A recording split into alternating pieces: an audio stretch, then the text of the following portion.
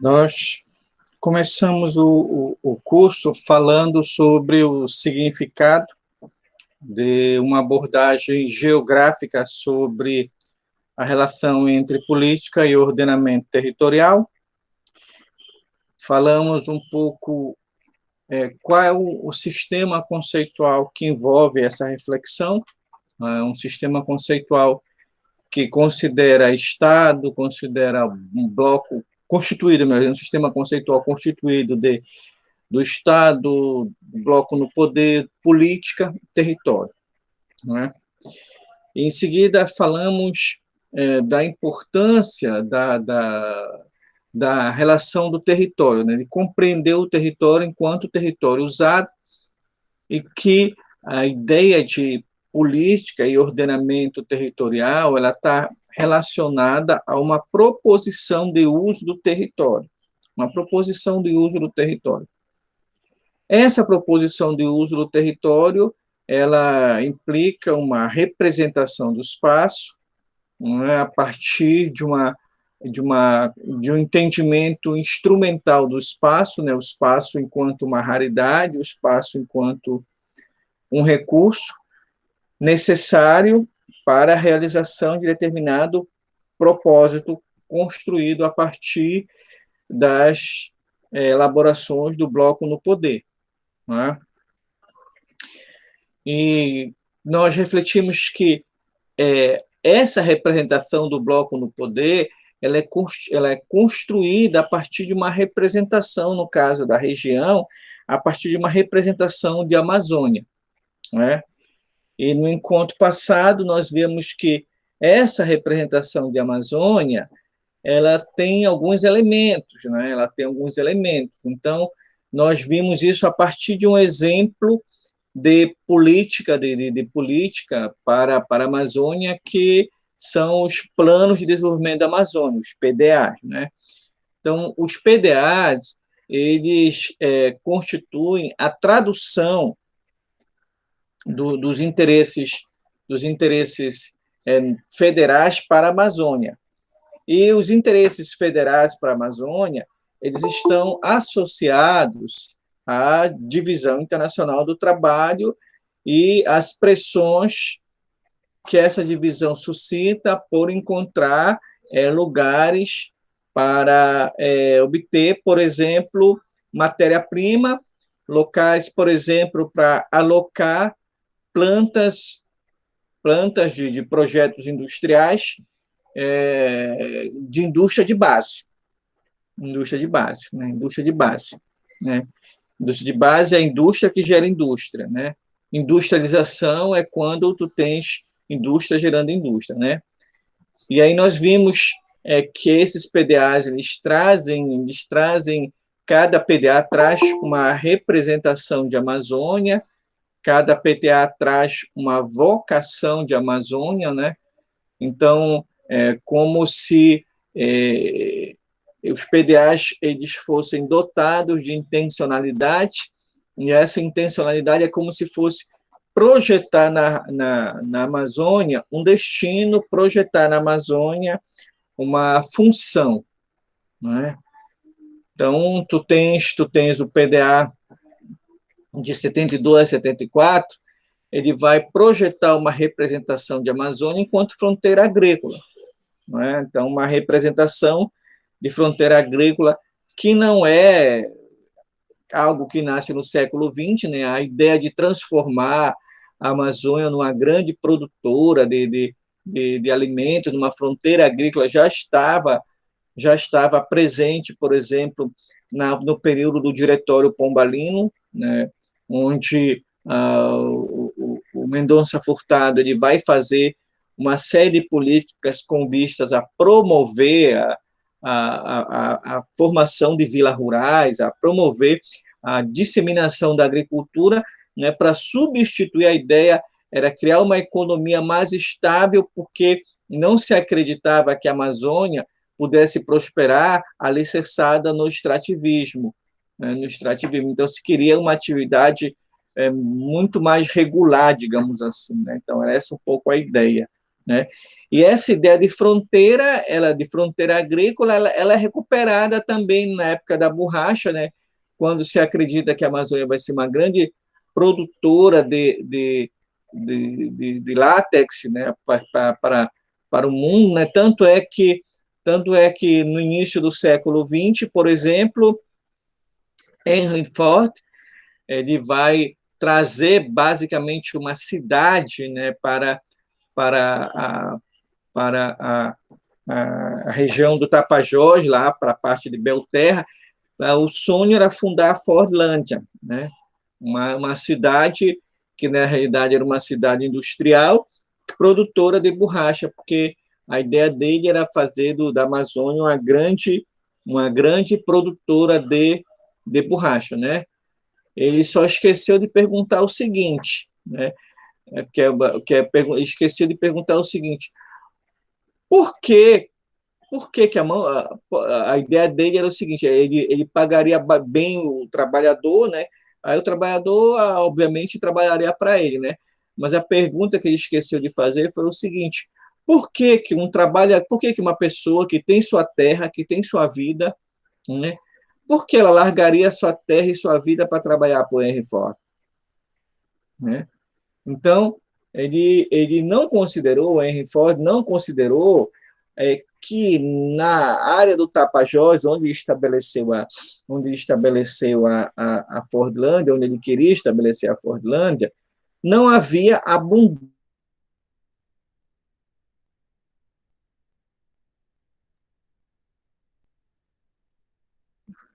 deserdados da terra, né? As pessoas tinham terra, as pessoas tinham lugar para trabalhar.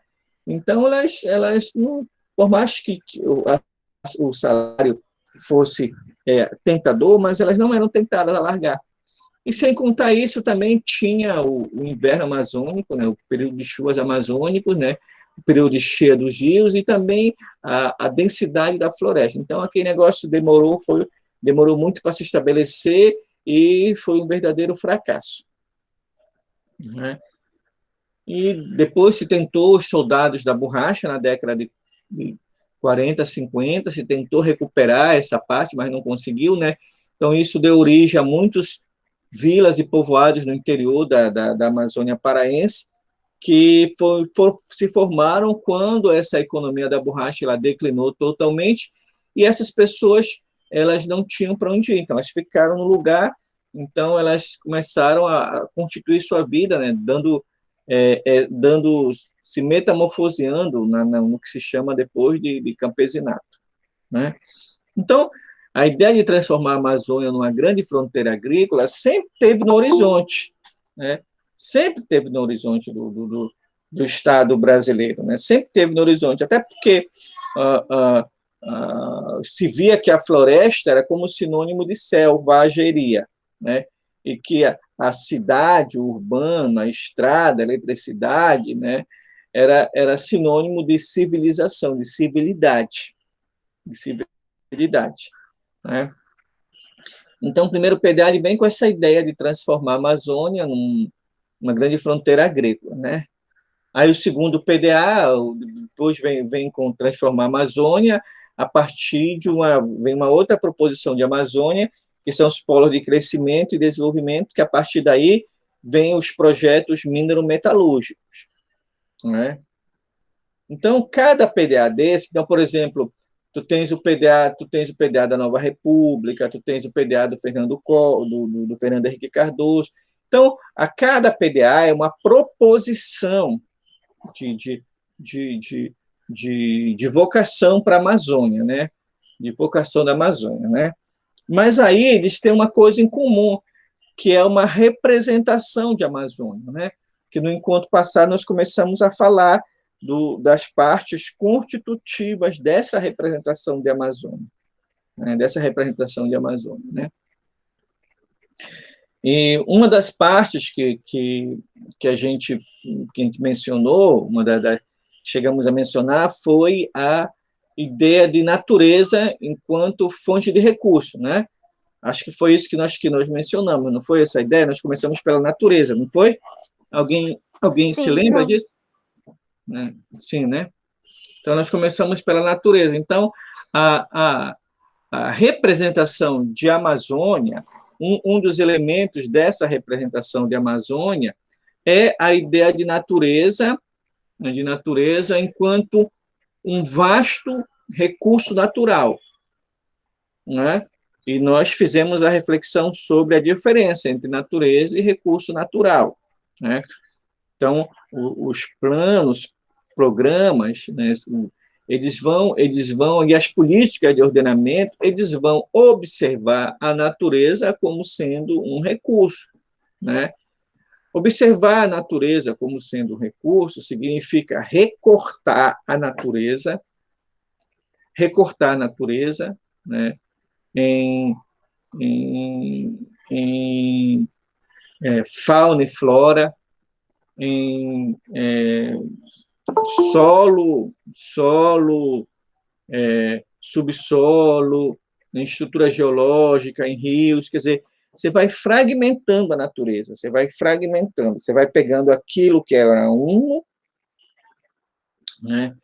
Aquilo que era uno. Então, por exemplo, quando o Humboldt fala quadros da natureza, quadro da natureza, ele não separa aspectos físicos, humanos e econômicos. Ele pega uma parte latitudinal e longitudinal, né? Ele pega uma faixa e ele vê o que tem ali. Então, ele vai juntar, ele não vai separar clima, relevo, vegetação, estrutura geológica, hidrografia, e não vai separar nada disso. É isso que quer dizer quadro da natureza para o Humboldt, né? Porque ele era basicamente um naturalista, então ele vai enxergar a natureza como como integrada, uma perspectiva holística, uma maneira da interdependência dela, né? Então, porque ele é um pensador. Mas quando se trata dos tecnocratas, né, eles vão olhar a natureza como um recurso natural, quer dizer, eles vão recortar a natureza, eles vão estudar profundamente a natureza, né, esquadrinhar para ver onde é que tem os chamados recursos, né? Recurso é tudo aquilo que pode ser transformado em mercadoria. Eu estou falando do conceito de recurso do ponto de vista do capitalismo, né? Então, recurso é tudo aquilo que ele transforma em mercadoria, né? É tudo aquilo que ele coloca no mercado, né? Então, por isso que os recursos naturais ele vai rimar com sustentabilidade, né? Por isso que recursos naturais ele vai rimar com preservação de povos tradicionais. Por isso que recursos naturais ele rima com hidrelétrica. Então, há uma infração do conceito de recurso natural, né? E essa infração ela vai caber desde o princípio ativo das plantas, né? Que a planta, a floresta, ela precisa estar em pé para catalogar os princípios ativos da planta, para depois reproduzir isso em laboratório, para transformar em cosméticos, em medicamentos, em uma série de outras coisas, né? Então, por isso a floresta precisa ficar em pé. Até, por exemplo, o rio, né? Um rio, a força do rio se torna um recurso, onde eu coloco uma hidrelétrica, né? Então, aí eu tenho recurso hídrico, né, que se transforma em recurso hidroelétrico, né? Então, esse conceito de recurso, ele é um container,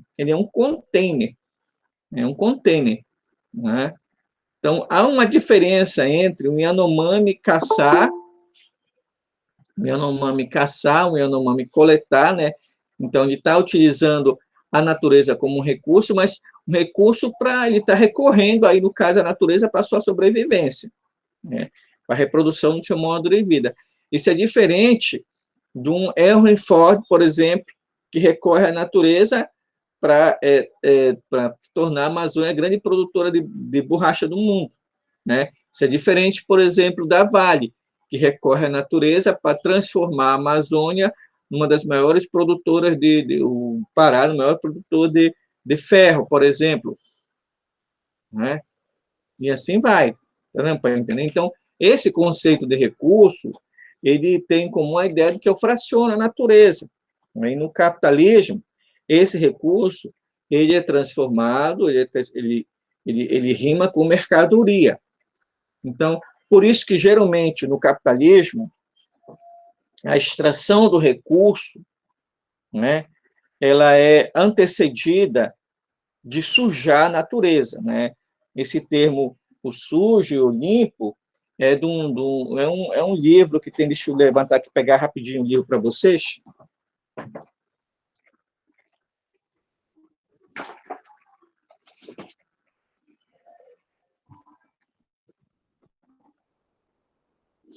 Então, esse é um livro aqui, O Mal Limpo, Poluir para se Apropriar, né? Então, o Michel Serres ou Sérgio, eu não sei como se pronuncia direito, ele vai ter uma hipótese muito interessante.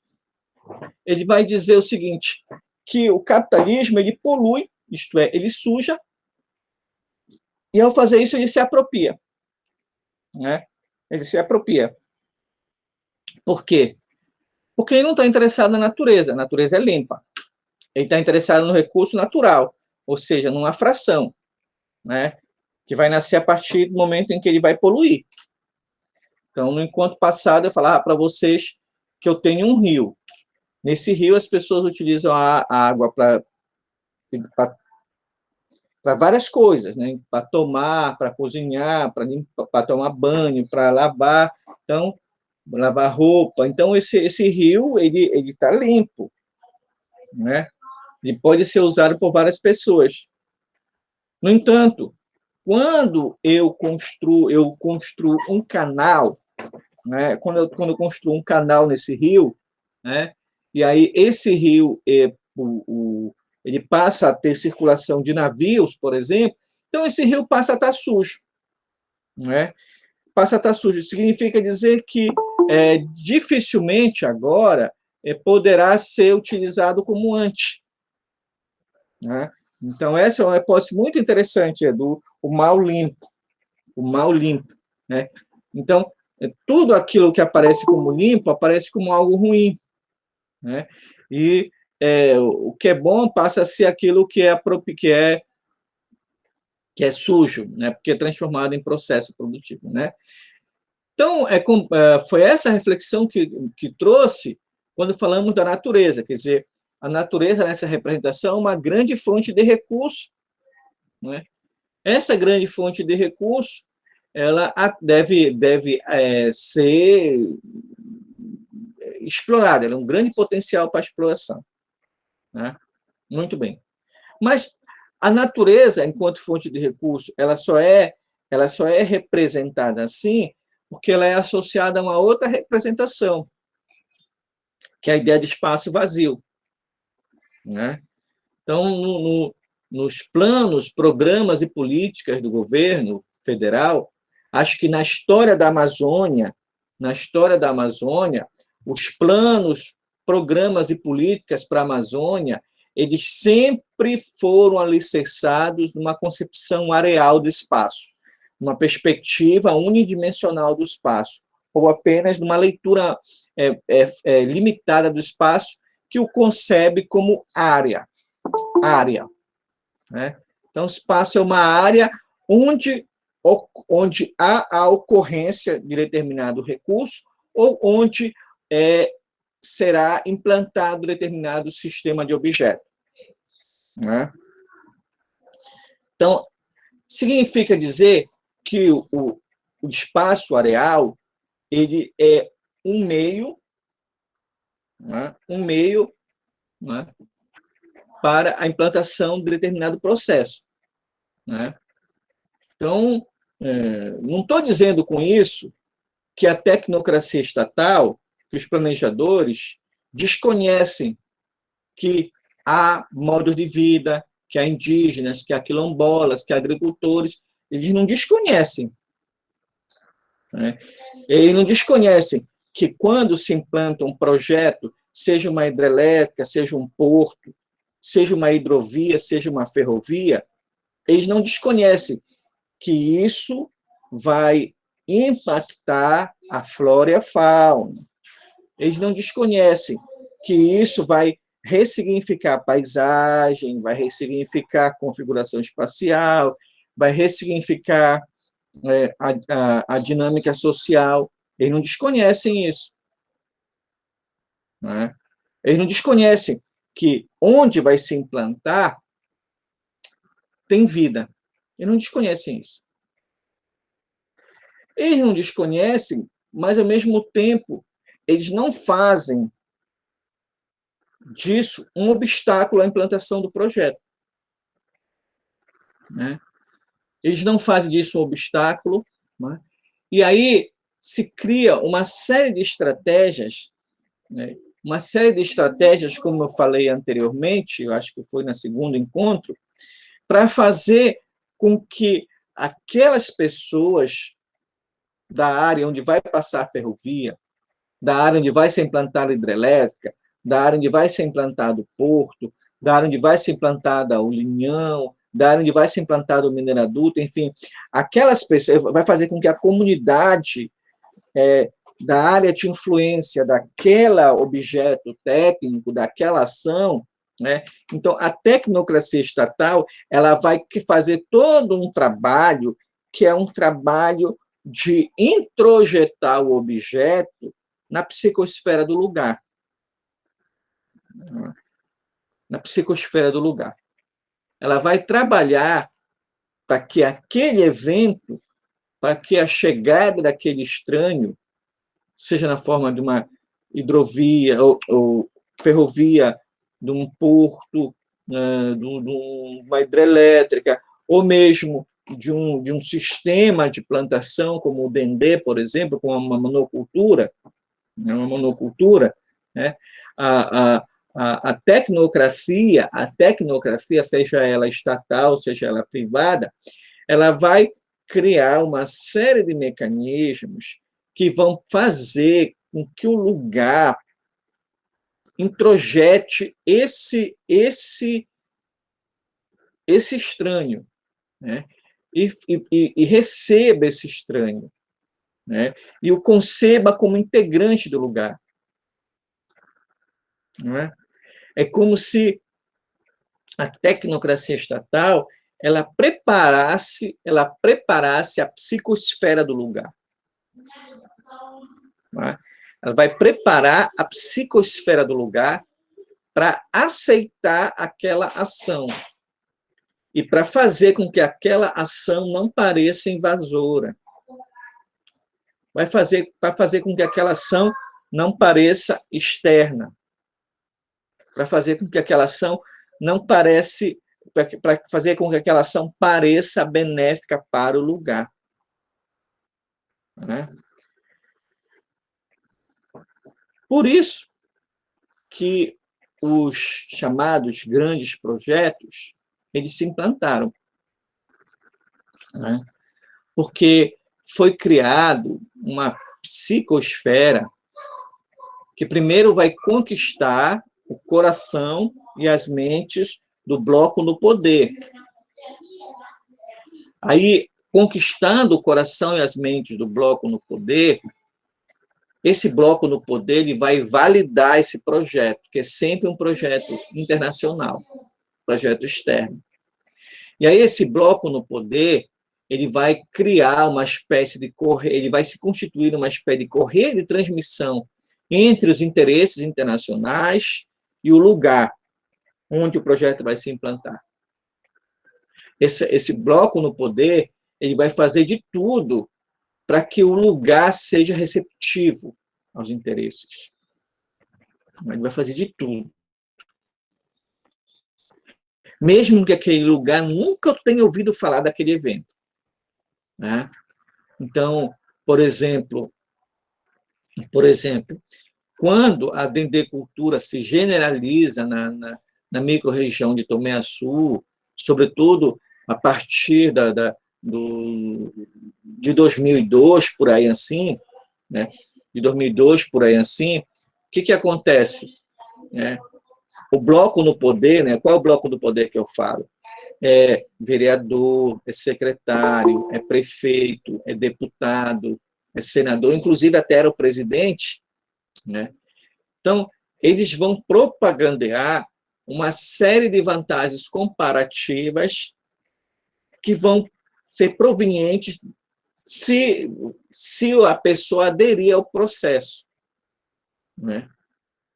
Então, aí o que acontece? As pessoas passam a aderir ao processo, né? E o Dendê prospera. Tá?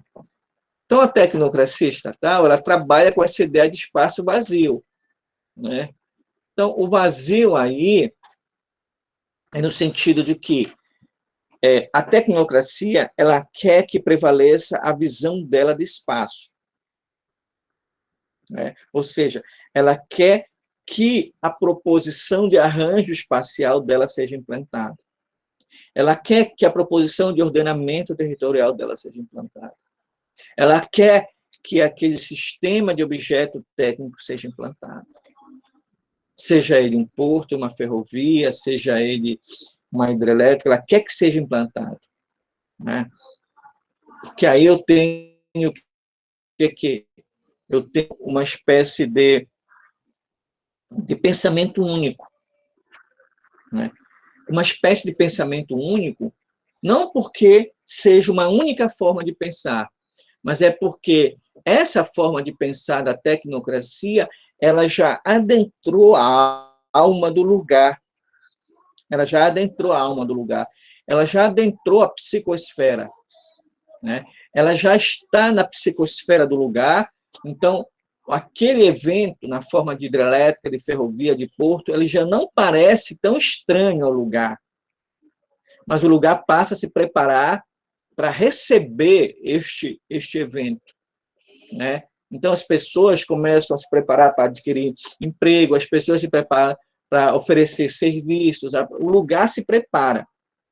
Então, aí que está, aí que a ideia de espaço areal contida nos planos e programas, ela é sinônimo de pensamento único, né? Porque ela vai se disseminar do lugar, aí o lugar passa a receber esta hidrelétrica, esta monocultura, esta ferrovia, este porto, né? Passa a receber, né, como se fosse o redentor do lugar, como se fosse a panaceia, como se fosse a solução para todos os problemas do lugar, sobretudo geração de emprego, renda e inclusão social, né? Porque essa forma de pensar, ela vai trazer uma perspectiva, ela vai estar alicerçada numa representação do espaço que diz o seguinte, que quando a hidrelétrica chegar, vai ter o desenvolvimento do lugar. Quando a ferrovia for implantada, vai chegar o desenvolvimento do lugar. Quando a monocultura for implantada, vai chegar o desenvolvimento do lugar. Quando o porto for implantado, vai chegar o desenvolvimento do lugar. Então, esse pensamento único, ele vem envolto numa representação, ele reforça uma representação de grande projeto, né? Como se o lugar fosse pequeno e como se o lugar não tivesse outra perspectiva, né? Por isso que a ideia de espaço areal se apresenta como pensamento único. Ah, o senhor está dizendo que não tem oposição, que não tem crítica, que não tem resistência. Não, não estou dizendo isso. Eu estou dizendo isso, eu estou dizendo que essa representação de espaço areal, ela se torna hegemônica na sociedade, ela se torna hegemônica na sociedade e ela sufoca, ela minimiza, né, outros discursos, sejam aí de resistência ou não, né? Então, foi assim em Belo Monte. Então, Belo Monte, desde quando se chamava Cararaô, havia resistência. Né? Havia resistência. Mas quando chegou na época do governo Lula, né? Então, a época do governo Lula, o que é que vai dizer? Vai dizer assim, olha, eu vou implantar Belo Monte, custe o que custar. Por quê? Porque com os governos do Lula, o que acontece? ele consegue fazer com que as lideranças, não no governo Lula, mas sobretudo a partir de 88, né, com a abertura em 88, o que acontece? Os partidos políticos, eles começaram a cooptar e a captar toda a liderança local que existia antes, na forma que existia antes, até que existia antes no lugar, né? Então, a partir de 88, o que acontece? Aquele líder comunitário, aquele líder sindical, aquele líder religioso, aquele agricultor, né? Ele vai, em grande parte, ser convidado a adentrar as fileiras do partido, de partidos, né? Aí ele vai se transformar em vereador, em prefeito, em deputado, em senador, né? Ele vai virar assessor do assessor do assessor, ele vai virar um quadro do partido, então ele vai deixar o lugar órfão de liderança. Ele vai deixar o lugar órfão de liderança e órfão de um projeto alternativo, de uma representatividade de um projeto alternativo, né? Então, aí quando os partidos, o pluripartidarismo, ele se dissemina e o peso desse pluripartidarismo é sufocar uma sociedade civil que estava em formação. Então, houve uma espécie de construção interrompida, né? Quando a sociedade civil estava se fortalecendo a partir dos clubes das mães, a partir das pastorais, a partir das organizações da sociedade civil que não eram partidárias, né? Então, quando houve abertura, o que acontece? Os partidos políticos passaram a adentrar no sindicato, passaram a adentrar nas pastorais, passaram a adentrar nas associações de moradores, nas associações recreativas, passaram a adentrar isso daí, né? E aí, então, esse líder, ele foi, grande parte desse líder, foram para dentro dos quadros. Uma parte foi assassinada, uma parte foi expurgada. Então, de modo que, o que acontece? Parece que o único projeto para a sociedade era o projeto que tinha a representatividade dos partidos políticos, né? Então, isso ficou muito claro a partir do governo Lula, né? Dos governos Lula, porque houve uma frente partidária, né? Uma frente partidária, né? E essa frente partidária, ela consegue trazer para dentro de si essas lideranças, né? Aí essas lideranças, elas vão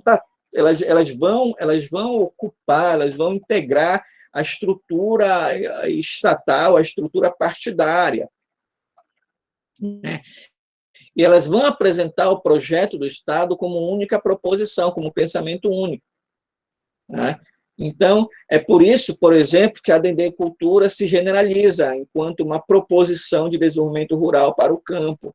Não que não houvesse outras proposições, né? Não que não houvesse, mas há muitos dos segmentos que eram responsáveis por sustentar essa outra proposição, eles já tinham sido cooptados para o pensamento único da dendrocultura, né? Então, é nesse aspecto aí que a ideia de espaço areal, ela está umbilicalmente associada a pensamento único, né? A pensamento único. Quer dizer, o pensamento hegemônico na sociedade, né? Obviamente que para entender a ideia de espaço areal, também nós temos que associar a ideia de natureza enquanto recurso, não é? Porque o que é que se parte do pressuposto de que, né, como eu falei no encontro passado, né? Em 72, 74, quando tem o plano de desenvolvimento, o primeiro PDA, né, a delegação brasileira vai para a Conferência de Estocolmo sobre meio ambiente, né, a conferência lá, a primeira conferência sobre meio ambiente, que foi em 72, depois teve a ECO 90, a Rio 92, né, a primeira foi em Estocolmo. Então, a delegação brasileira foi para lá, né, chefiada lá pelos militares, lá foi dizer que para a Amazônia o fundamental era derrubar a floresta, porque a floresta era sinônimo de atraso. né, que o pessoal queria o desenvolvimento econômico. O desenvolvimento econômico só poderia nascer a partir de derrubar a floresta, né? Então, tu dissemina na sociedade a ideia de que floresta é atraso, né? De que modo de vida das florestas é atraso, né? E que o sinônimo de crescimento, de dinâmica econômica, de desenvolvimento, é a cidade e o urbano. Né? Então, é um pouco essa ideia. Quando se fala de um espaço que é um espaço areal, né, se trabalha essa ideia de pensamento único, de hegemônico, associado a uma ideia de natureza enquanto recurso natural. Né? Alguma pergunta sobre até aqui que eu estou falando? Não. Não. Estão entendendo? Dá para seguir? Sim. Chegaram a ler o texto que eu coloquei? Sim, Bruce. Né? Eu espero que leiam, né? Tenham lido, né? Porque vocês estão lendo para vocês, né? Vocês estão trabalhando a formação de vocês. Então, vocês são responsáveis pela formação de vocês, né? Vocês são responsáveis, né? Então, muito bem. Aí, terceiro, porque assim, o que eu estou tentando colocar para vocês? Estou tentando colocar fragmentos de um discurso, fragmento de um sistema discursivo, né? Que está presente quando se fala dos planos, programas e políticas para a Amazônia, enquanto exemplo de proposições de ordenamento territorial, porque todo ordenamento territorial ele traz uma representação de espaço, né? De espaço que está presente nele, né? Então, um terceiro componente dessa ideia desse discurso de Amazônia, que está presente nos planos, programas e políticas para a Amazônia, um terceiro elemento é a ideia de vazio demográfico. Né? Então, eu tenho uma ideia de natureza enquanto fonte de recurso, eu tenho a ideia de um espaço areal. Então, associado a isso, eu tenho um terceiro elemento, que é a ideia de vazio demográfico. Né? Então, a ideia de vazio demográfico, o que é que ela vai sustentar? Ela vai sustentar que a Amazônia é imensa e que a população ela é rara, ela é escassa, ela é pequena. Então, eu preciso densificar a população, né? Ampliar a densidade. Né? Então, o que eu trago nesse discurso? Eu trago a representação discursiva de que a Amazônia precisa de um choque de urbano e de cidade. Né? Preciso ampliar o urbano, preciso ampliar a cidade, porque ampliando o urbano e ampliando a cidade, eu também estou ampliando a densidade demográfica. Né? Que aí eu trago uma perspectiva de desenvolvimento que é associado, que é conduzido pela cidade. Então, eu tenho um desenvolvimento urbano, como se o desenvolvimento, como se a cidade urbana fosse a única porta de entrada do desenvolvimento, como se não houvesse a possibilidade de desenvolvimento rural, desenvolvimento no campo, desenvolvimento agrário, como se o desenvolvimento fosse uma criação e uma construção da cidade. Né? Então, por isso que eu trago a ideia, nessa perspectiva aí, de vazio demográfico. Né?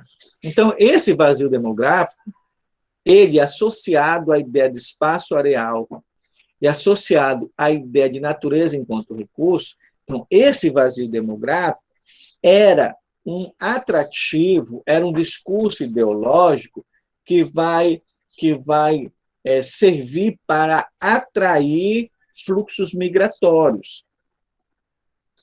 esse vazio demográfico, associado à ideia de espaço areal e à ideia de natureza enquanto recurso, ele vai integrar uma representação que é a representação da Amazônia enquanto fronteira, né? Esses três elementos discursivos, eles se configuram como vantagens comparativas, né? Como vantagens comparativas, como vantagens motivadoras que vão incentivar, por exemplo, o gaúcho a vender seus 2 hectares de terra lá do Rio Grande do Sul para comprar 20 ou 30 na Amazônia. Né? Porque esses elementos, a ideia de natureza enquanto recurso, de espaço vazio e de vazio demográfico, eles constituem uma espécie de ideologia da fronteira. Né? Quer dizer, a Amazônia ela tem que parecer atrativa. Né? O que vai fazer com que alguém de São Paulo, alguém do Paraná, alguém do Rio Grande do Sul, alguém de Santa Catarina, alguém de outros países, por que essas pessoas que estão lá, elas iriam para a Amazônia? Que vantagem tem ali? Né?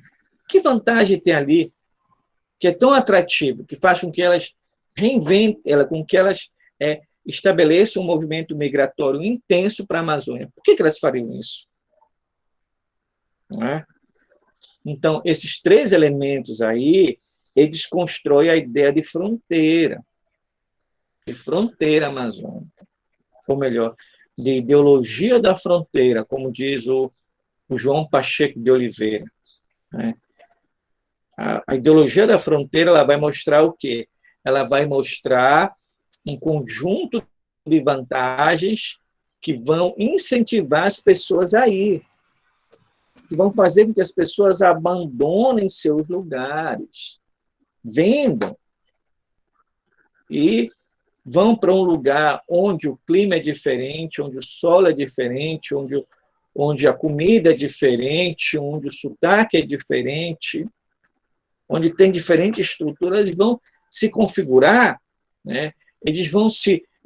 Essas pessoas elas vão configurar, né, as chamadas frentes de expansão, ou muitas vezes as frentes pioneiras, dependendo de como acontece, né? Porque o que vai acontecer, né? À medida que eu tenho uma ideia de natureza enquanto recurso natural, a ideia de espaço areal e a ideia de vazio demográfico, isso faz com que haja movimentos internos dentro da Amazônia, e esses movimentos internos também atraem movimentos externos. Né? Então, eu tenho esses três elementos aí, eu tenho a formação da ideologia da fronteira, ou, se quiser, da fronteira, né? da configuração da Amazônia como fronteira. Né? E o que é a fronteira? A fronteira ela é o encontro, é o lugar do encontro do outro. Né? Ao encontrar o outro, ao encontro de temporalidades e de espacialidades diferenciadas. Né? Então, esse encontro, ele é traduzido de várias maneiras. Então, a antropologia, geralmente, a antropologia vai falar que é um encontro entre a frente de expansão, a fronteira é o encontro da civilização com os indígenas. Né? Então, esse encontro geralmente não é amistoso, porque a civilização, uma visão bem, digamos assim, bem pedagógica, vamos colocar bem assim, né? a sociedade mercantil, vamos colocar dessa maneira, a sociedade mercantil ela vai reivindicar, ela vai reivindicar as áreas, né? Ela vai reivindicar a floresta, ela vai reivindicar o lugar, né? Então, eu tenho um primeiro conflito, né? Né? Então, tem o primeiro conflito, esse conflito é entre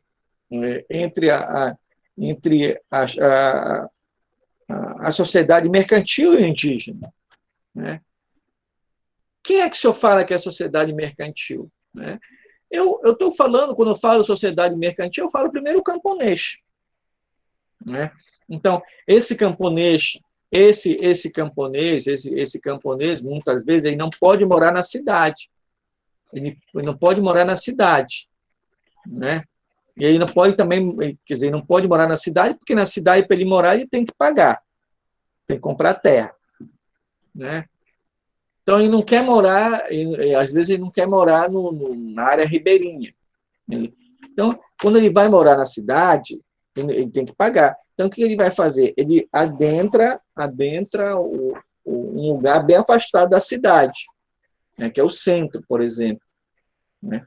E aí ele vai entrar em conflito com os indígenas, né? Então, mas nesse processo aí, esse camponês, né, ele vai amansar a terra, que eu falo. Eu falo não, que a literatura fala. Amansar a terra quer dizer, ele vai derrubar a floresta.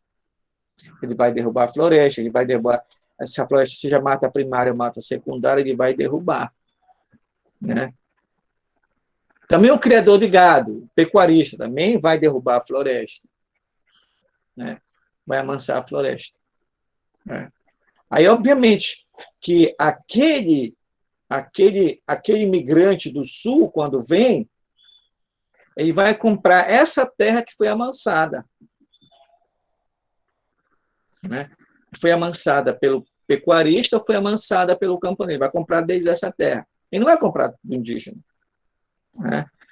Então, vai ter o conflito, né? A fronteira enquanto encontro, que nasce a partir da chegada do estranho, como diz o José de Souza Martins. Esse estranho é na forma de uma hidrelétrica, esse estranho é na forma de uma ferrovia, esse estranho é na forma de um grande pecuarista, esse estranho é na forma de um grande fazendeiro, né? Então, esse estranho ele vem reivindicar o lugar.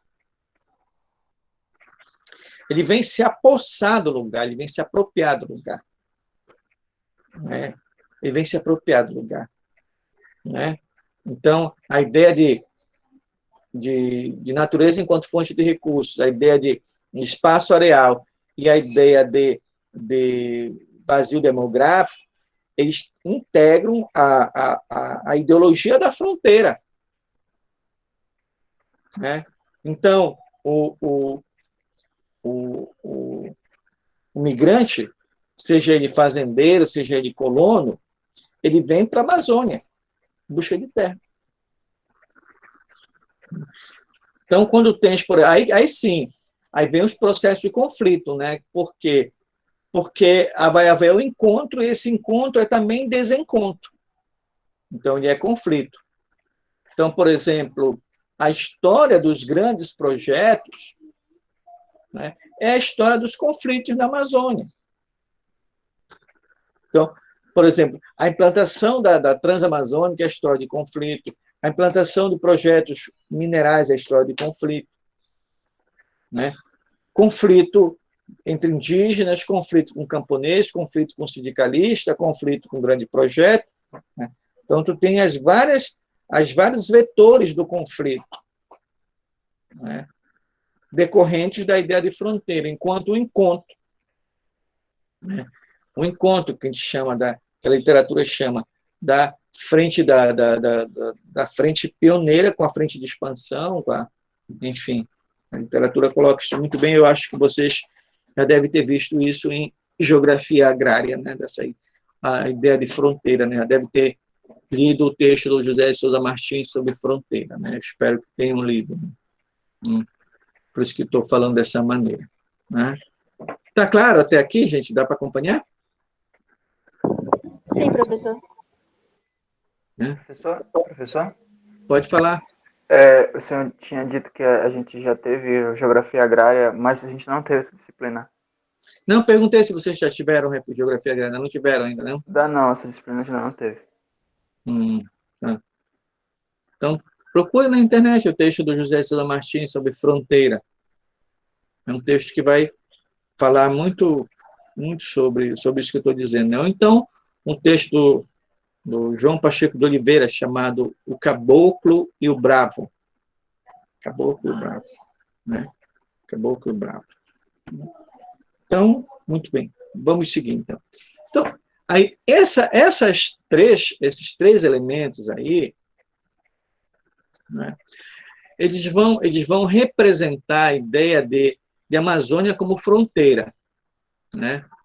Então, eles vão apresentar a ideia de Amazônia como uma região de fronteira. Uma região de fronteira. Né? Aí entra o quarto elemento que vai sintetizar a ideia de espaço vazio, de natureza com fonte de recursos e de vazio demográfico. Né? A ideia de região enquanto fronteira. Né? Então, o que significa? Significa que a região era como... esses três elementos que eu falei agora, é como se eles vão desenhar a região como sendo um lugar ou um conjunto de lugares cheios de oportunidades, aguardando investidores e investimentos, com potencial hídrico, com potencial no solo, com potencial no subsolo, com potencial nos recursos florestais. Então, a região, a Amazônia, ela passa a ser um grande centro atrativo para investidores e para investimentos. Isso porque a ideia de espaço vazio e recurso de natureza enquanto recurso natural e de vazio demográfico, isso tudo aí, ele vai fazer com que haja a invenção da região enquanto fronteira. Né? Quem vai inventar isso, quem vai trazer essa invenção da região enquanto fronteira, é um ato político, né? Que ocorre em outubro de 66, que é a Operação Amazônica. A Operação Amazônica, ela acontece, né, em outubro de 66, eu não lembro direito a data, né, mas um navio Rosa da Fonseca, ele sai do cais do Vero Peso, cais do Porto do Vero Peso. Nesse navio estava o presidente, estavam deputados, estavam senadores, estavam governadores, estavam investidores. Eles iam subir o Rio Amazonas, chegar até Manaus. Né? Nesse encontro aí, nesse navio se realizou o primeiro encontro de investidores da Amazônia.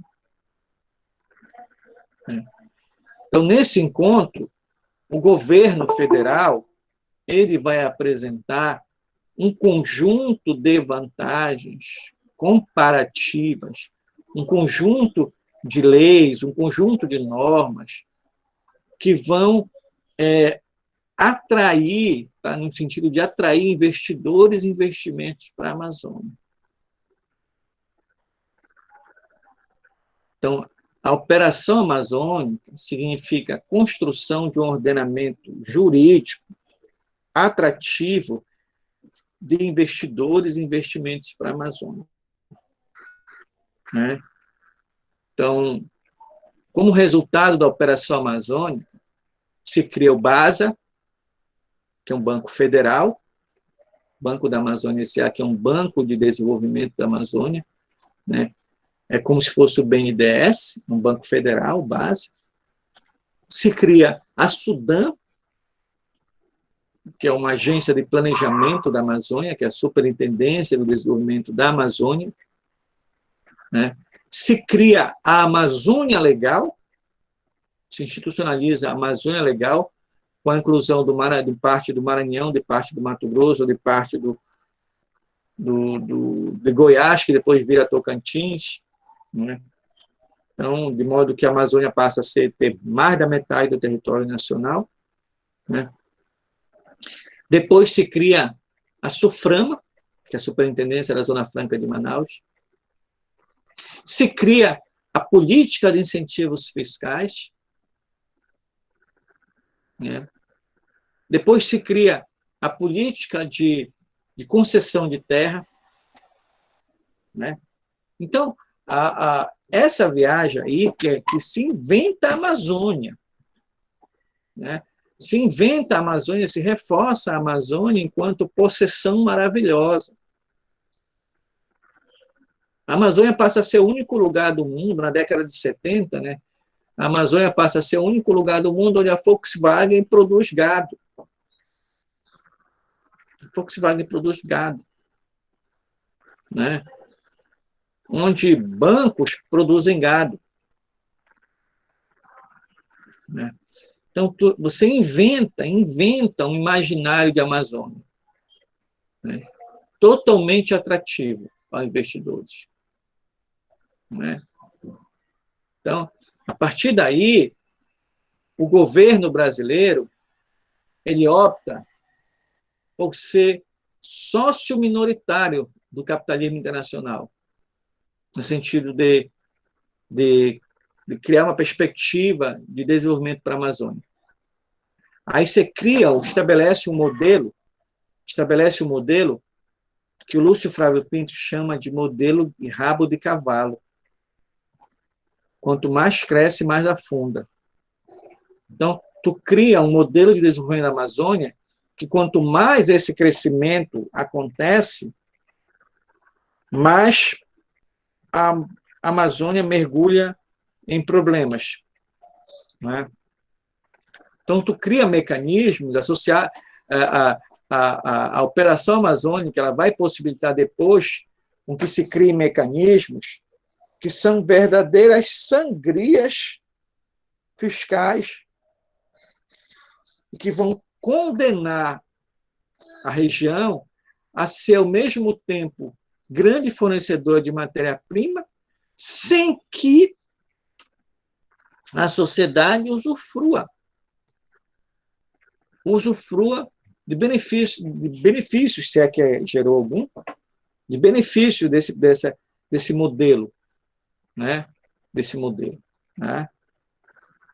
Então, é por conta dessa perspectiva que se implanta Eletronorte, é que se implanta Albrasa no Norte, é que se implanta Carajás, que se implanta o Trombetas, que se implanta o COA, né? Que se implanta, mais recentemente, o mineroduto da Hidro, do Caulin, e assim vai, né? Então, com base nessa ideia de Amazônia enquanto fronteira, né? Fronteira dos grandes projetos, né? Então, o bloco no poder, ele é receptivo a esse modelo, porque esse modelo, ele vai trazer, por exemplo, ampliação da arrecadação, né? Da arrecadação do município, né? Então, o município ele passa a ter muito dos seus recursos ampliados, né? O problema é o impacto desses grandes projetos, né? O impacto ambiental, o impacto social, né? O impacto nos vários esferas da sociedade, né? Você vai ter um impacto populacional muito grande, né? Então, tu vai ter o crescimento populacional da Amazônia, né? Um crescimento populacional de municípios como Barcarena, de municípios como Oriximiná, municípios como Marabá, enfim, tu vai ter a criação de muitos municípios, né? Você pega, por exemplo, o que era Parauapebas? Parauapebas, não, ela vai se formar basicamente a partir de povoado que se forma na base da Serra dos Carajás,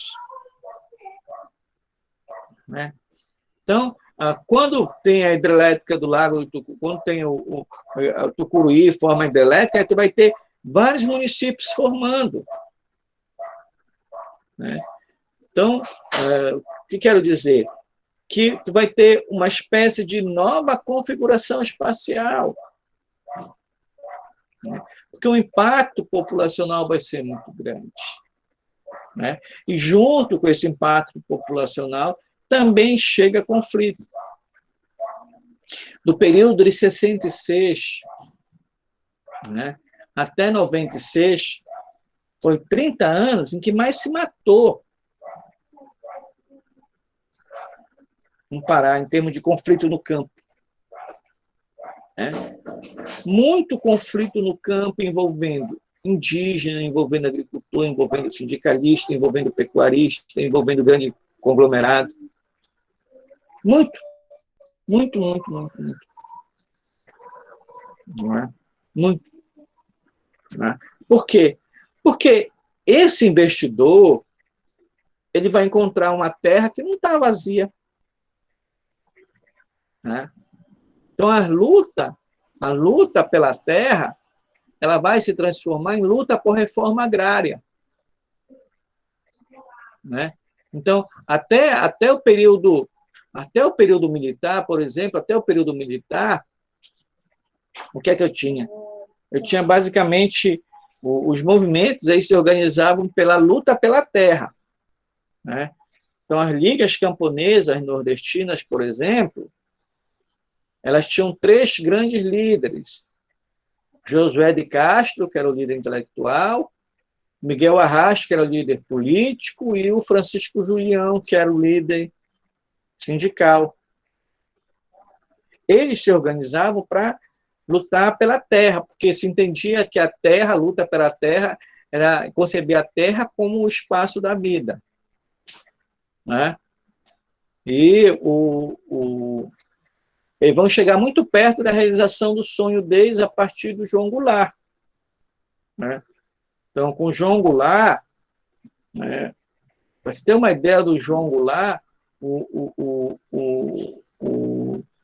o Josué de Castro ele foi cotado para ser ministro da Agricultura do João Goulart, né? Então, o João Goulart ele vai propor reforma agrária, né? Então, quando ele propõe isso e outras reformas, né, que sejam reformas de base, né, aí tem o golpe militar, né? Aí, basicamente, a luta pela terra é silenciada, né? Aí é silenciada, ou melhor dizendo, é institucionalizada, né?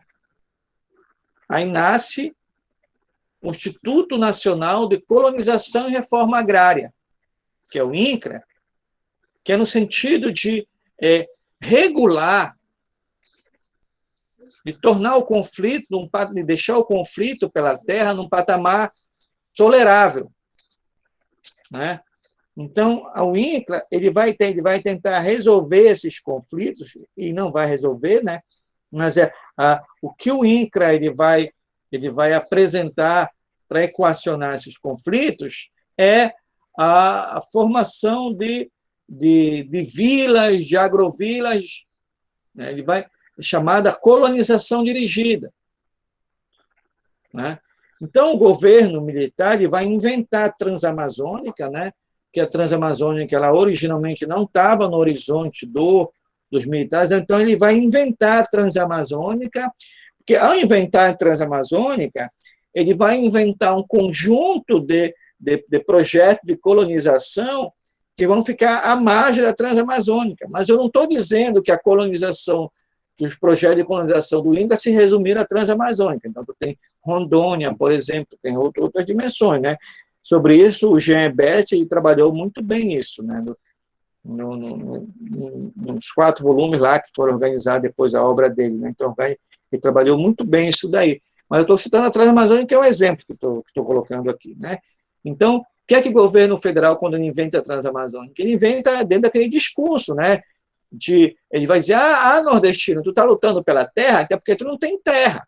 Então, vem para a Amazônia, porque para a Amazônia, tem vazio demográfico, tem espaço vazio. Então, é que nasce aquele discurso ideológico de homens homens sem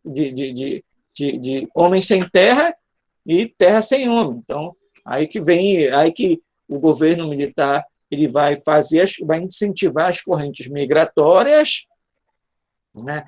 Essas correntes migratórias, elas têm como propósito também amenizar a grande panela de pressão que era o Nordeste brasileiro, né?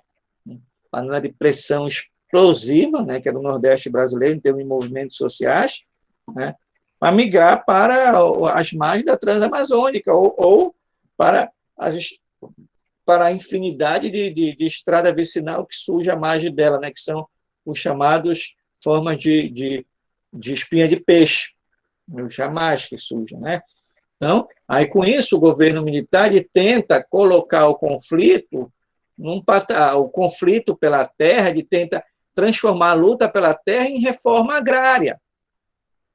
Tá? Então, ele tenta tirar o protagonismo do campesinato e trazer esse protagonismo para o Estado.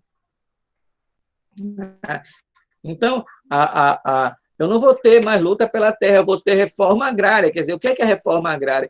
É o Estado apresentando um projeto, um programa para a distribuição da terra. Né? Aí vem a história do Estatuto da Terra, né? Aí vem a história de colonizar, né? Colonizar e de reformar, fazer a reforma agrária. Agora, a reforma agrária, né, tanto no período militar, né, quanto depois, e aí depois há uma grande controvérsia, porque há segmentos que dizem que houve reforma agrária, há outros segmentos que dizem que não houve reforma agrária, né? Então, cada um vê o mundo com seus óculos, né? Eu posso dizer o seguinte, eu também me dou o direito de olhar o mundo com os meus óculos também, né? Eu digo o seguinte, que o nosso capitalismo brasileiro é um capitalismo rentista, né? É um capitalismo rentista. Isso quer dizer o seguinte, que integra o DNA do nosso capitalismo a concentração de terra. Então, a concentração de terra ela é estrutural para o desenvolvimento do nosso capitalismo. É nela que a gente vai encontrar a raiz da acumulação primitiva do capital que vai originar todo o capitalismo brasileiro. Não é? Então, a concentração de terra é algo estruturante no capitalismo brasileiro. O que é que eu quero dizer? Né? Quero dizer que que essa situação ela não vai se alterar até o momento, ela não vai se alterar até o momento em que essa concentração de terra for danosa ao desenvolvimento do capitalismo. Né? Enquanto essa concentração de terra não for obstáculo ao desenvolvimento do capitalismo, nós não teremos reforma agrária no sentido de que o camponês precisa. Nós teremos reforma agrária no sentido de que o agronegócio precisa. Né? No sentido de viabilizar uma estrutura agrária que não seja obstáculo ao agronegócio. No sentido de viabilizar uma estrutura agrária que silencie outro tipo de reforma agrária e que permita com que o agronegócio tenha condições para se expandir. Né? Somente o dia em que a concentração de terra ela for obstáculo ao desenvolvimento do capitalismo, né? Aí nós vamos ter reforma agrária. Por que o senhor está falando dessa maneira? Porque foi isso que a história ensinou. Foi isso que a história ensinou. Né? O dia que a concentração de terra foi obstáculo ao desenvolvimento do capitalismo na Europa, o que é que a gente teve? Teve Revolução Inglesa, depois teve a Revolução Francesa, né? Foi tendo as revoluções. Foi tendo as revoluções, né? Que vão passar, que vão reestruturar, refuncionalizar a estrutura agrária.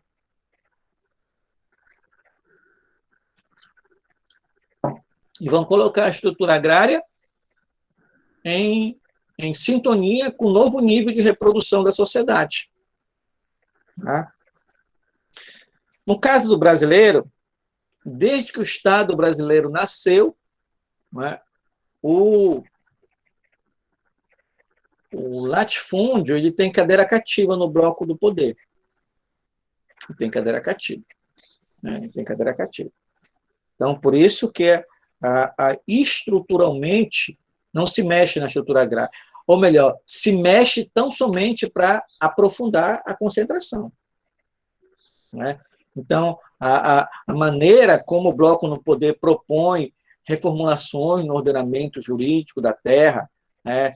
Como ele dificulta a titulação, né? Como ele vê código florestal, como ele vê essas coisas, né? São maneiras de aprofundar a concentração de terra, né? E fazer com que a terra, com que a estrutura agrária ela seja funcional e ela seja estruturalmente benéfica à reprodução do capital. A reprodução do capital. Não é? Então, por isso que, quando vem a fronteira ela vem recheada de conflito. Né? Quando se inventa a Amazônia enquanto fronteira, a partir da Operação Amazônica, essa invenção ela traz uma série de conflitos, porque eu não estou falando mais apenas da psicosfera, eu estou falando agora da chegada do estranho. Né? Da chegada do estranho, na forma de empreendedores e empreendimentos, né? Com uma capacidade de capital muito, muito heterogênea. Né? Então, eu tenho desde o pecuarista que vendeu seus hectares, eu tenho o colono que vendeu seus hectares de terra no sul para comprar grandes hectares, eu tenho desde isso, até eu tenho bancos, né? Banco como o Banco Real, que vai comprar grandes extensões de terra. Eu tenho multinacionais como a Volkswagen que vão pegar grande extensão de terra. Né?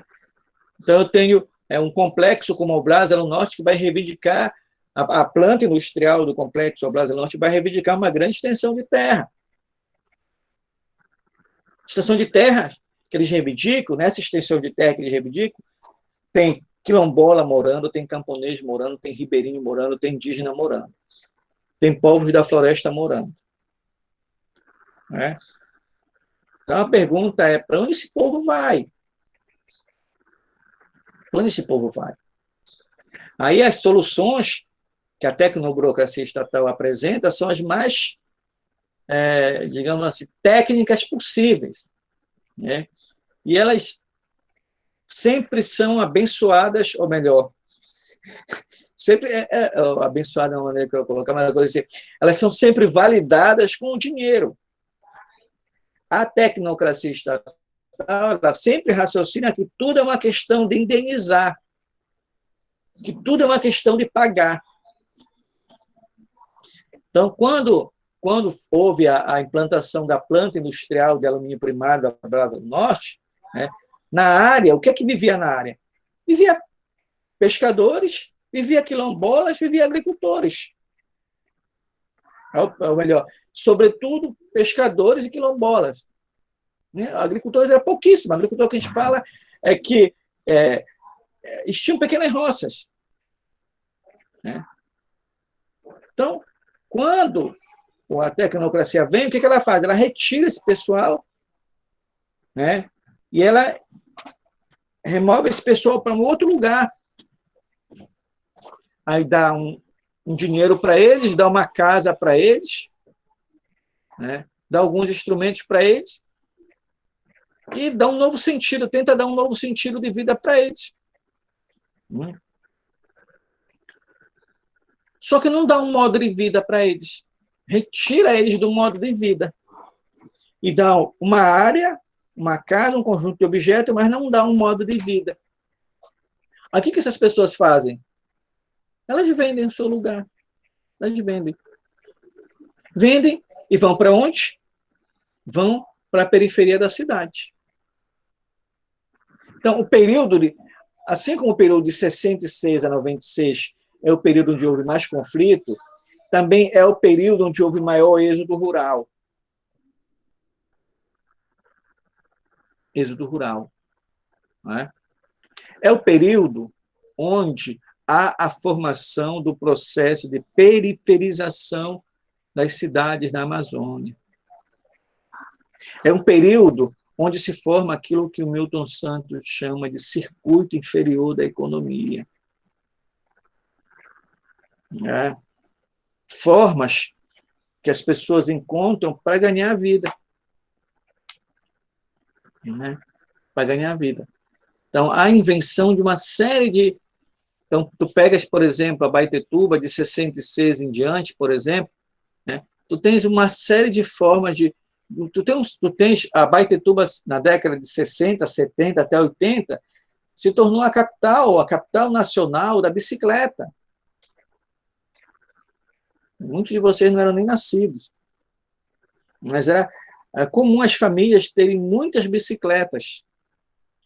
E as bicicletas se transformarem em prestação de serviço. Não é? E assim vai. Né? Então, eu lembro muito bem quando eu estava na quinta série, isso lá em 78, né? Quando eu ia para a aula, sobretudo a aula de educação, eu estudava de tarde, a aula de educação física era de manhã. Aí de manhã cedinho, eu ia caminhando para a escola, acho que quem já foi a Baitetuba sabe onde é o Instituto Nacional dos Anjos, né? Eu estudava lá, né? Eu ia caminhando, então eu via no decorrer do caminho, nas esquinas, assim, muitos operários parando, esperando os caminhões da Service, da SAID, da Camargo Corrêa, que iam construir a Albrás, que eu construí Tucuruí, por exemplo. Não é? Então, eu tenho um processo muito grande de periferização. E quando terminava essas obras, para onde que esse pessoal ia? Obviamente que nessa mão de obra tinha o que a literatura chama de peão de trecho. Quem é o peão de trecho? É aquela pessoa que é acostumada a trabalhar em obra em todo o Brasil. Então, ele vai em busca de obra. Tem esse peão do trecho. Mas também tem aquele que termina a obra e para onde que ele vai? Aí ele fica no lugar onde ele está.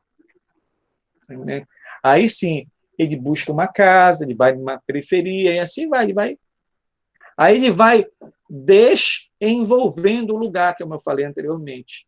Ele vai envolver o lugar com uma lógica que não é mais a do lugar. Né? Aí o lugar passa a ter outros sotaques, outros gostos, né? Uma série de outras coisas mais. Né? Então, começa a haver um desenvolvimento do lugar. Aí, alguns fenômenos acontecem. Então, por exemplo, novamente eu vou citar 78, quando eu estava na quinta série.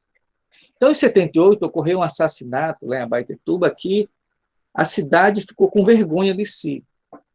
Acho que foi 78, 79, por aí assim. O cidadão estava drogado e assassinou a mãe dele. Uma facada, várias facadas. Aquele negócio foi tão bárbaro que a cidade ficou com vergonha de si, a cidade ficou enlutada. Por que eu estou falando isso? Porque não demorou muito tempo depois, acho que foi 90, por aí assim, 90, né? Você tinha jornais em Belém que eram jornais dedicados única e exclusivamente a retratar casos de assassinato e violência. Aí os programas televisivos têm aqueles programas que são dedicados única e exclusivamente a narrar violência. Então, se em 78 a sociedade ela tinha vergonha desses atos, na década de 90 tu tens a banalização da violência. A violência virou programa, virou ato não de vergonha, mas ato de curiosidade. Tu quer saber quem foi que matou e quem que morreu. Né? Então, aí tu começa a adentrar numa dimensão humana que tu não tinha antes. Né? Tu começa a ter aquilo que a Hannah Arendt há muito tempo falou, que é a banalização do mal. A banalização do mal. Né? Tu passa a conviver com aquilo ali normalmente. E hoje, essa banalização do mal ela é muito maior, né? Porque hoje a morte ela virou número, né? Ela virou número, né? Ela virou número. Né? Mas voltando, né? Então, o INCRA, quando o INCRA surge, ele tenta tornar esse conflito... Professor? Pode falar, querida. Quem diz que teve reforma agrária se baseia no que exatamente? Eu vou citar 2 autores que todo mundo conhece. O Bernardo Mansano ele vai dizer que no governo Lula teve reforma agrária. E o Ariovaldo vai dizer que no governo Lula não teve reforma agrária. Está entendendo? O Bernardo Mansano vai dizer assim, não, olha, teve reforma agrária, pode não ter tido a qual ele prometeu, mas teve. Pode não ter tido a qual a gente gostaria, mas teve. E o governo, e o Ariovaldo vai dizer, olha, não teve nem a que ele prometeu nem outra. Muito pelo contrário, aumentou a concentração de terra. Né? Aí você me diz bem assim, qual dos dois está correto? Não se trata de quem está o correto. É que cada um vê o mundo da sua perspectiva, né? Sua perspectiva. Então, é trabalho inútil querer convencer ou querer converter. São perspectivas de visão aí, né? São perspectivas de visão. Mesmo porque aí o interesse deles não estão nem interessados em se aproximar dos fatos, da verdade. Eles estão preocupados muito em sustentar posições, né? Sustentar posições. Né? E quando o debate ele caminha para sustentar posições, ele não é mais debate. Né? Porque qual é o verdadeiro debate? O verdadeiro debate é que tu não está interessado em sustentar a tua posição, é um debate desinteressado. Né? Então, qual é o interesse do debate desinteressado? É chegar mais próximo da verdade, mesmo sabendo que tu não vai chegar nunca. Né? Então, um debate desinteressado, por exemplo, é um debate da filosofia antiga, que Sócrates travava. Então, quando Sócrates faz uma pergunta, ele faz uma pergunta, a pergunta é a confissão da ignorância dele. Né? Aí começa o debate. Aí o debate começa, mas o debate todo não é para dizer bem assim, não, o Sócrates está certo e o fulano de tal está errado. Não se trata de certo ou errado, mas se trata de testar, ponderar, pesar o argumento de cada um, né, e ver qual desses argumentos é mais consistente e coerente com a verdade, mesmo sabendo que a verdade a gente nunca vai alcançar. Então, esse é o debate desinteressado. Né? Não é um debate cego e apaixonado, que é o debate que predomina muitas vezes na universidade. Né? Que as pessoas elas não estão interessadas em se aproximar da verdade, elas estão interessadas em sustentar a sua opinião. Sustentar a sua opinião. Então, esse debate que eu falei dos dois, lá, do Ariovaldo e do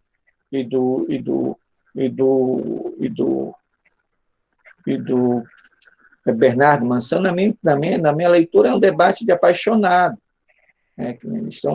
Eles tentam, a preocupação deles muito mais é sustentar o ponto de vista dele, não é olhar, não, mas deixa eu ver em que o Bernardo tem razão. Deixa eu ver o que o Ariovaldo tem razão. Não.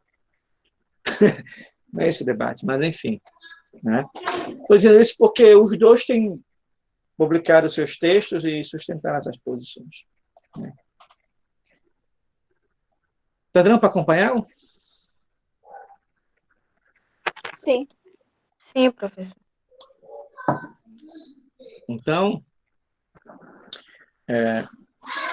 associado à ideia de fronteira, como eu falei, veio a ideia do INCRA, veio a ideia de conflito, né? Veio a ideia de grandes projetos, veio a ideia de periferização, né? Aí, quando começa a vir a ideia de periferização, né? sobretudo quando a periferização ela traz mais conflitos. Então, ela passa a trazer o conflito do campo ou do agrário, ela passa a trazer para a cidade. Né? Porque na cidade, antes a cidade ela tinha uma vergonha da violência, agora vai ter a banalização do mal na cidade. Está dando para entender? Então, onde eu quero chegar? O que eu quero chegar é o seguinte, que a violência no campo ela se estende para a cidade. Né? A violência do campo ela se estende para a cidade. Né? Então, não dá para pensar a violência como sendo apenas de um lugar. A violência é um processo que tem múltiplos vetores de origem. Tá? Muitos vetores de origem. Muito bem. Muito bem. Então, aí eu tenho a ideia de região enquanto fronteira. Então, a região enquanto fronteira, que é alimentada numa ideologia da fronteira, ela vai trazer ela vai trazer esses, digamos assim, esses desdobramentos. Tá? Então o senhor está dizendo que tudo piorou? Não, não é isso. Não é? Então, sem dúvida alguma, houve processos de melhoria da vida das pessoas, houve. Né? Só que onde eu quero chegar as melhorias elas foram muito lentas e foram pontuais. Né? Foram lentas e foram pontuais. Então, tu tens problemas estruturais que não foram colocados. Né? Não foram colocados. Então, por exemplo, o problema estrutural que estou falando, o problema ambiental continuou secundarizado. Né? O próprio generalização do circuito inferior da economia, isso traz problema. Né? Então, há um processo de generalização, por exemplo, da informalidade, isso traz problema também, né? Isso traz problema. Então, essas coisas que a gente tem que ver como consequência do processo. Né? Muito bem. Né? Muito bem. Eu espero, então, que vocês tenham compreendido, né? Eu espero que vocês tenham lido o texto, né, que eu passei, que eu coloco um pouco dessa reflexão, né? E quem vai sustentar, quem vai disseminar essa visão de região enquanto fronteira é a Sudam. Né? Então, a Sudam, enquanto uma agência de desenvolvimento, ela vai fomentar a representação de Amazônia enquanto fronteira do desenvolvimento. Né? Ideologia da fronteira, ela vai estar colocada. Né? Então, é na Sudam que vai apoiar, que vai financiar os projetos. Né? Então, é a Sudam que vai ter várias proposições de ordenamento territorial. Né? Muito bem. Tá? Agora, aí quando a gente vai perceber da Sudam enquanto ordenamento territorial, né, que ela vai propor vários elementos de ordenamento territorial, né, a gente deve compreender que cada ordenamento territorial desses traz uma ideia de Amazônia. Né? uma ideia de Amazônia. Vou tentar ver se eu encontro aqui no computador para vocês, mostrar aqui, né? Mostrar aqui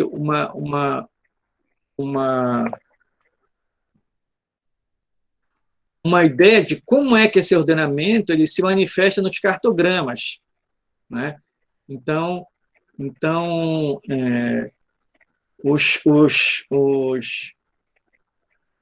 os cartogramas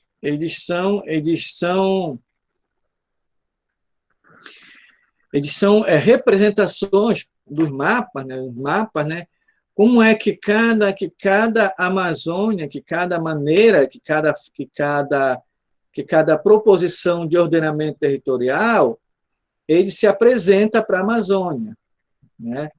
Então, eu tenho uma que é do Plano Nacional de Ordenamento Territorial. O internet também está caindo, amor? Não, acho que não caiu. Está caindo direto. Coloca. Deve ser Classroom, então. Deixa eu encontrar aqui para vocês os mapas aqui. Tá? Deixa eu encontrar aqui os mapas para eu mostrar para vocês aqui. Deixa eu ver se eu encontro, pelo menos, né, aqui. Né? Que é uma ideia de como é que essa representação de ordenamento ela é colocada, ela é construída. Né? Ela é construída. Então, isso fica muito claro nos mapas. Né? Se você pegar, por exemplo, o cartograma do PAC, que é o Programa de Aceleração do Crescimento, você vai ter um conjunto de mapas. Se pegar o cartograma do PNOT, vai ter um conjunto de mapas. Quer dizer, está aqui. Então, cada cartograma ele apresenta uma ideia de Amazônia. Aqui eu não consigo. Aqui. Deixa eu ver se eu coloco aqui um para vocês.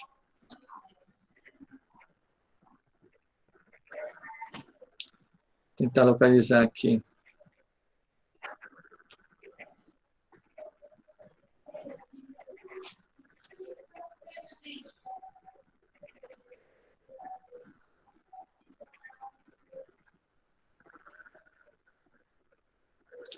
Então, eu vou compartilhar aqui com vocês uma tela. Vou ver se eu consigo amanhã fazer uma exposição com vários cartogramas desses para vocês. Tentar recuperar aqui. Né? Vocês estão vendo aqui, está dando para ver aqui o mapa? Sim. Sim, né? Dá para ver. Então, esse mapa é do Plano Nacional de Ordenamento Territorial. Né? Então, o que está em amarelo são proposições de mineração. Tá? Então, o que já que eu tenho uma ideia de Amazônia enquanto fonte de recursos, uma ideia de Amazônia enquanto espaço vazio, uma ideia de Amazônia enquanto vazio demográfico, então, eu começo a fazer o levantamento das potencialidades disso. Né? Então, em amarelo, eu tenho a ideia de mineração. Né? Nesse verde clarinho aqui, agricultura e criação moderna. Quando falo agricultura e criação moderna, eu estou falando o quê? Eu estou falando agronegócio. Né? Vocês estão vendo a mãozinha aqui do meu mouse? Estão vendo? Sim. Sim? Então tá, fica melhor então para mim. Aqui, ó, esse azulzinho aqui, a parte de azulzinho que está aqui, pontos isolados, é a agricultura familiar. Né? Esse verde bem escuro aqui é a fruticultura. Né? Aqui, esse laranja é a agroindústria. Tá? Então, aqui está forte, aqui está passando por Acará. Então, aqui tem Acará, aqui tem Moju. Então, para ter uma ideia, no Acará, tem a maior plantação de coco da América Latina, que é a Sococo, que trabalha com a exportação de água de coco. Aqui, agroindústria. Também tem o Dendê. Né? Deixa eu ver o que mais. Né? Então, aqui é uma maneira de mostrar as atividades. Né? Eu vou subir, eu vou ter um gráfico aqui que eu penso que é um mapa aqui, um cartograma que eu penso que é interessante. Esse aqui, ó. Não é esse. É um que eu penso que é interessante mostrar para vocês perceberem não tá mais aqui, os vetores de crescimento e desenvolvimento, que é a ideia de conflito. Deixa eu ver se eu encontro aqui, que é para ilustrar a ideia de fronteira. A ideia de fronteira enquanto encontro, enquanto o conflito. Tá? Deixa eu tentar ver se está nesse cartograma aqui, se não vou procurar e eu trago para vocês amanhã. Tá? Está aqui, eu acho que é isso aqui. Não. É esse aqui. É esse aqui. Tá? Olha, esse aqui é um mapa típico que representa o que é um ordenamento territorial. Tá? Então, esse azul esverdeado aqui são os parques nacionais. Ó, Parque Nacional aqui, Parque Nacional aqui, Parques Nacionais. Certo? Aí depois, eu estou olhando aqui a legenda do IBAMA, certo? Então, no IBAMA tem Parque Nacional, Reserva Biológica, Estação Ecológica, Área de Interesse Particular, Reserva Extrativista, Floresta Nacional. Tá? Então, aqui em laranja, por exemplo, aqui Floresta Nacional, Floresta Nacional, Floresta Nacional, tem vários usos, certo? Aí, em rosa, é terra indígena, que é FUNAI. Terra indígena. Tá? Aí, em verde escuro, é campo de treinamento do Exército, mas tem pouquíssimo. Tá? Aqui eu tenho uma utilização, certo? Aí, isso aqui vai dar origem. Isso vai dar origem, tá, a vários vetores de conflito. Está aqui. Tá? Olha aqui o título. Terras arrecadadas para a reforma agrária. Tá? Aí vem conflitos, o grau de conflito. Né? Ó. Então, o vermelho é alto conflito, o rosa médio e o amarelo baixo. Né? Por quê? Porque foram áreas onde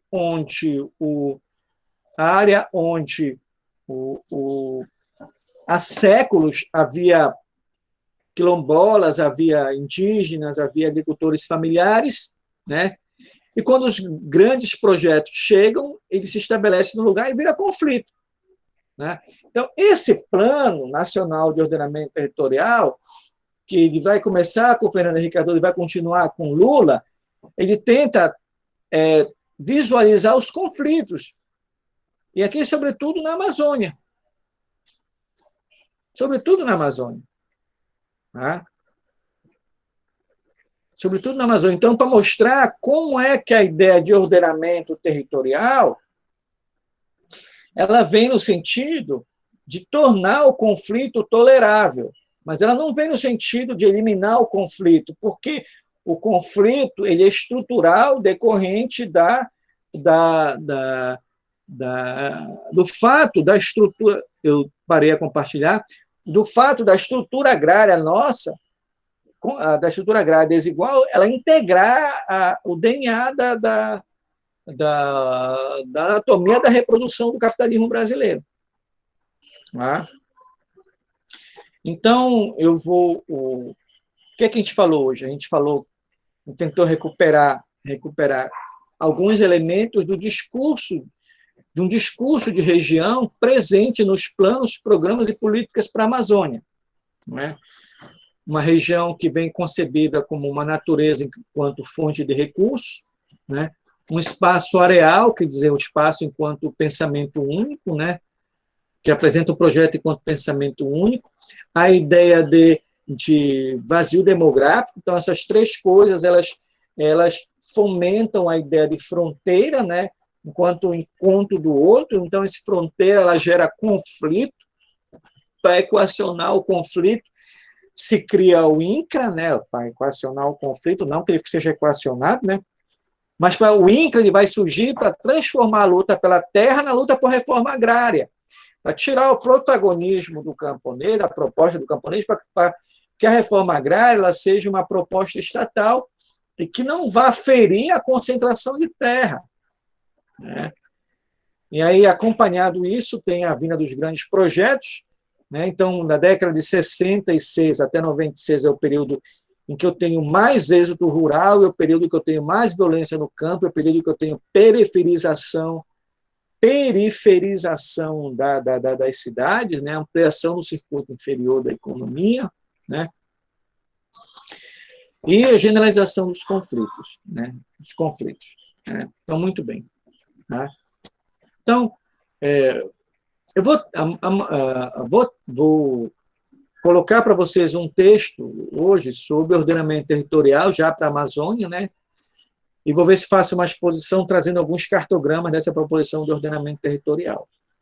Muito bem. Eu queria também, como parte da avaliação, a gente vai fazer o seguinte, né? Eu não vou elaborar texto, não vou pedir para vocês construírem textos, né? Mas eu vou pedir para vocês apresentarem o trabalho, né? Então, o que é que eu vou pedir? Que no máximo três pessoas, no máximo três, né? Amanhã eu vou dar os documentos, vou catalogar os documentos para vocês, né? Então, o que é que eu quero? Basicamente, a gente já discutiu teoricamente o que consiste um ordenamento territorial, né? Acho que está claro isso, não está claro? Alguém tem uma pergunta? Não ficou claro? Então, terça, quarta, quinta e hoje, então, foram 4 dias em que basicamente eu foquei em que é que consiste um ordenamento territorial. Está claro isso ou não? Ou você não está claro isso? Tá, professor. Tá claro. Né? Então, o que é que vou pedir para você, né? Para você, eu vou dar um plano, para vocês apresentarem, para vocês fazerem uma leitura de um plano, de um programa, de uma política, enquanto uma proposição de ordenamento territorial. Está dando para entender? Né?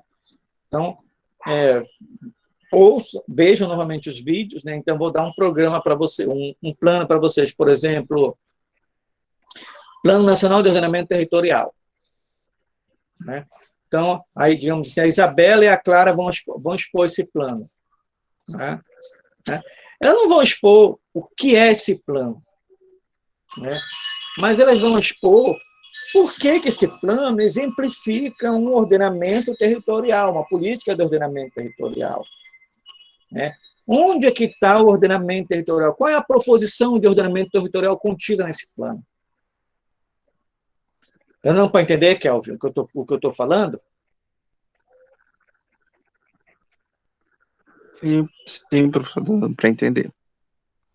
Tá? Porque depois não vão me perturbar no zap. Eu não entendi, não. Estou perguntando agora, se está dando para entender, se não está.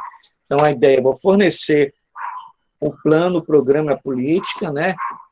Vou ver se eu exemplifico aí, se eu consigo pegar umas 10 proposições, né? E aí... Professor? Oi. Licença. Pode falar. O senhor não vai falar ainda a data da apresentação, essas coisas assim?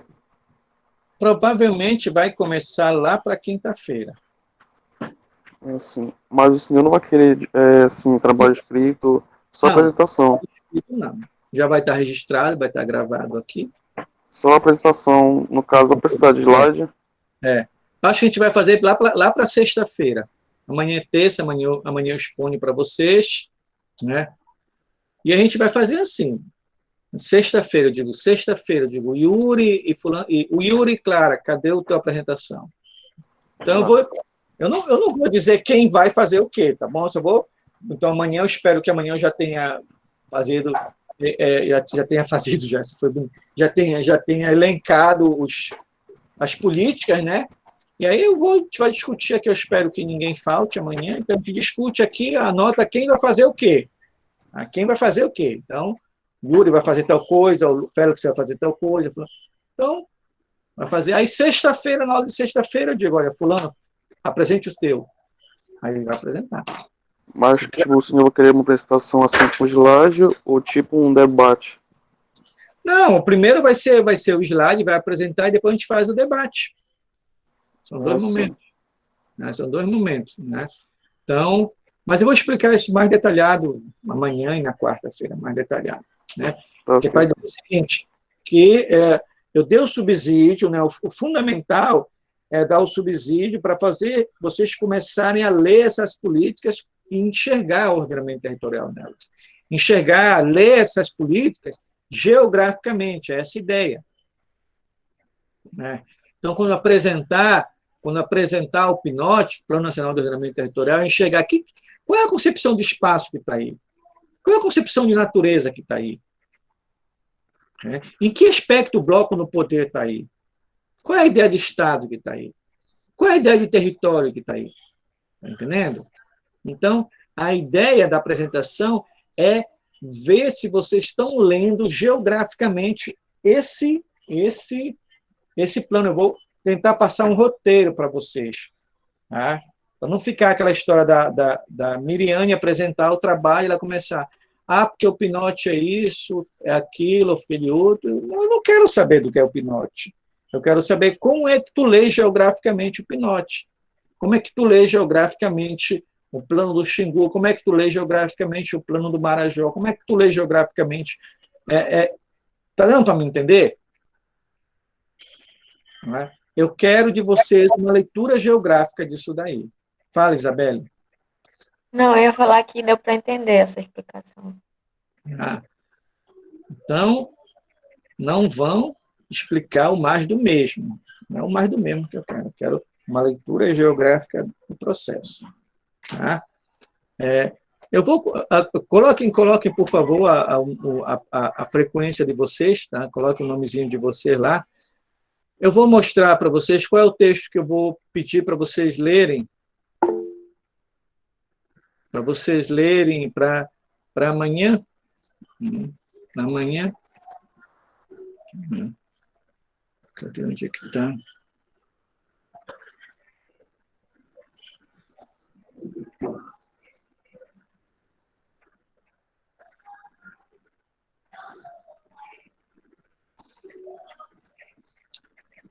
Cadê o texto?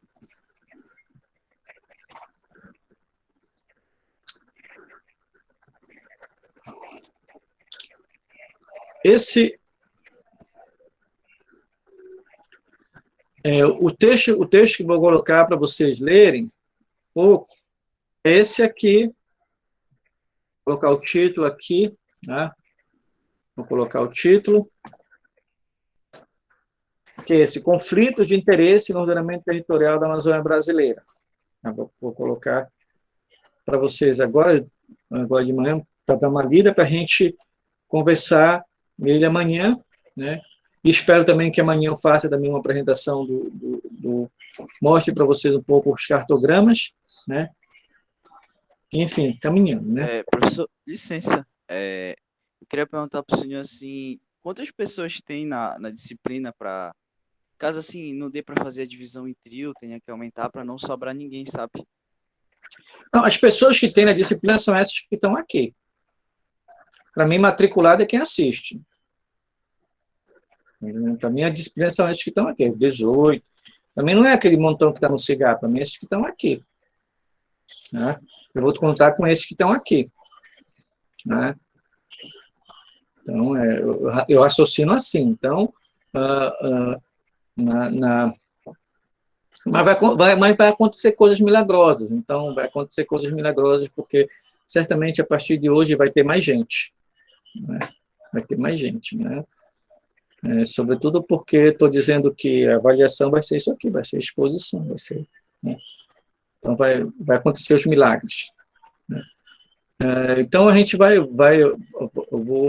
essa divisão a gente vai fazer provavelmente lá para quarta-feira, tá?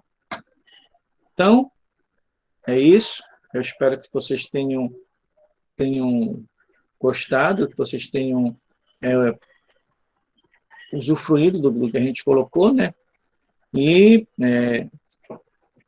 bom estudo para vocês, bom descanso. Espero que tenham colocado toda a frequência, tenham assinado a frequência, né? Assinado a frequência dita presença, né? Porque isso aqui é importante, né? É isso, então vou interromper a gravação. Então,